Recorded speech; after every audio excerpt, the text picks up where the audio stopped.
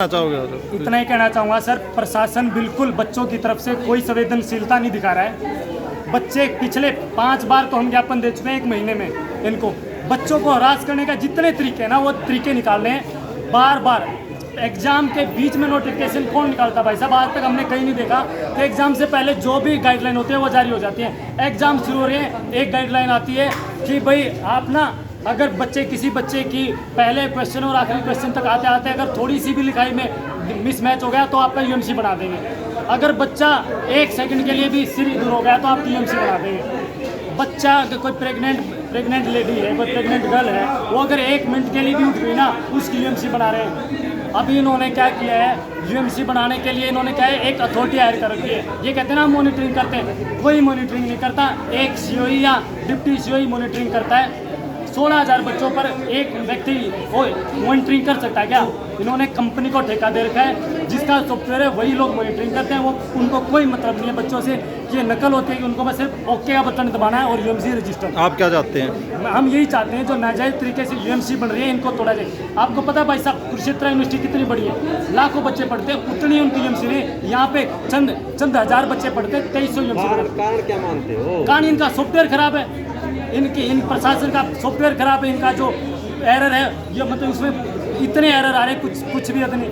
जो इनका सॉफ्टवेयर है वो नाहियात मतलब घटिया है। पेपर अपलोड नहीं होते, 3-3 घंटे बच्चे मतलब बैठे रहते हैं। उसके बाद जब अपलोडिंग का टाइम आता है तो एरर शो करता है। जो छात्र संगठन प्रदर्शन कर रहे हैं और नकल माफिया का कहीं ना कहीं सपोर्ट कर रहे हैं, बिल्कुल भी हम सीधा मत आपके माध्यम से हम बताना चाहते हैं कि कोई भी छात्र संगठन नकल को प्रमोट नहीं करा। और ये जो नकल माफिया कह रहे हैं ना, अगर इनको पता है नकल माफिया तो उनके खिलाफ एफआईआर दर्ज क्यों नहीं कराते लोग? एफआईआर दर्ज कराए और उनको पकड़वाने का काम करें।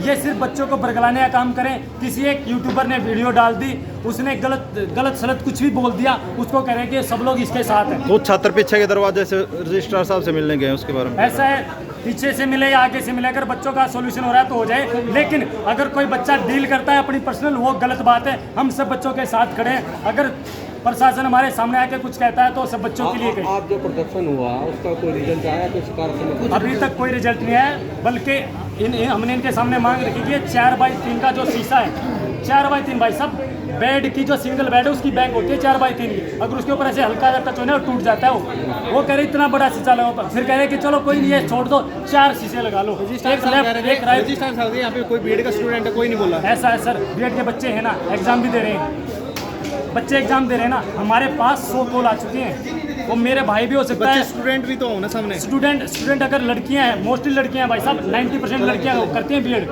वो घरों में कोई प्रेग्नेंट है, कोई कुछ है, उनकी अपनी समस्या है, कोई बात नहीं, लेकिन हम है ना उनके लिए।